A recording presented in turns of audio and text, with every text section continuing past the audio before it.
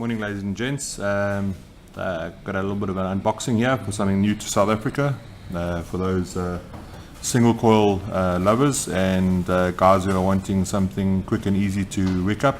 Single coil, and this, in all honesty, in my opinion, is probably one of the most easiest tanks to wick based on its layout.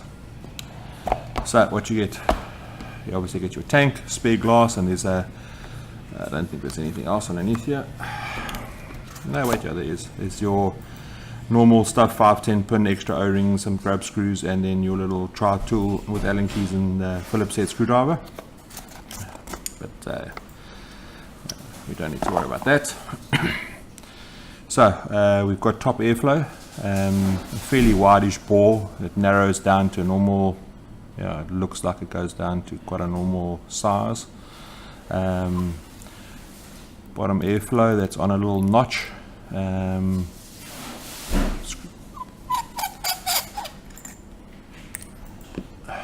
But that's what I'm really impressed with. It's got those who've got a mini serpent will know this deck, although this deck's layout is different to the serpent.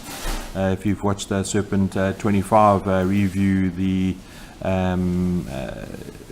posts are off center, which allows you to place your coil nicely over the airflow. This is the normal way, so you can wind your coils clockwise and it will fit in nice and perfectly here. The thing I like about this tank is that deck is actually raised from the bottom of the tank with these massive juice wells that you can see over here, or sorry, juice slots that you can see over here, which makes life really easy for wicking and really easy for coiling.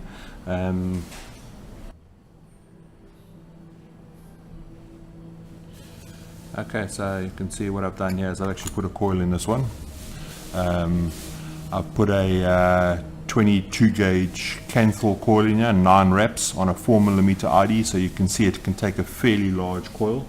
I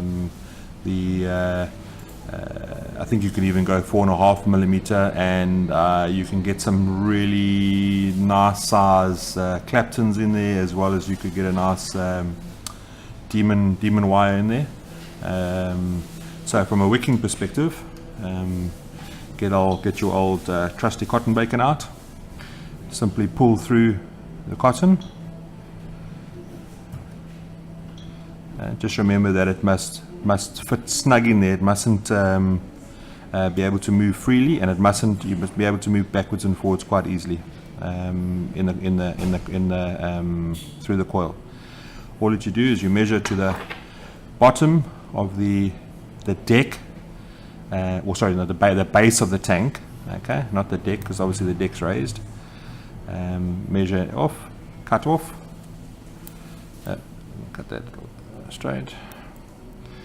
I still do, because obviously the size of this coil, it takes a hell of a lot of cotton. I think if you're doing 3mm or 3.5mm ID, it'll be fine, but obviously for this being a 4mm, I'm just going to trim a little bit of cotton off because it might be a little bit too much.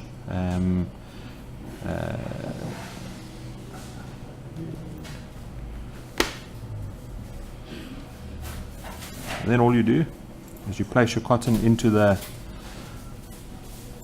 juice grooves that are there ready for you. Make sure it's nice, it's tucked in nicely like that on both sides. Some excess cotton, tuck it in nicely like that. Obviously in this situation you would just put some juice on your coils. Also just remember, when you are putting your coil in, to raise your coil up off the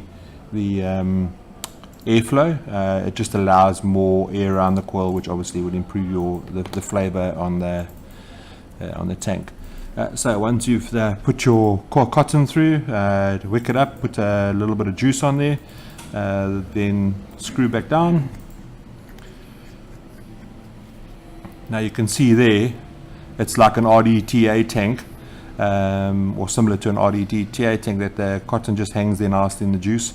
So this is really a tank for those who want to do building but are a little bit nervous of doing wicking, because it's quite simple. This one, you just put your coil in, slap your wick in, tuck it in, and you A for away. Thanks guys, hope you enjoyed.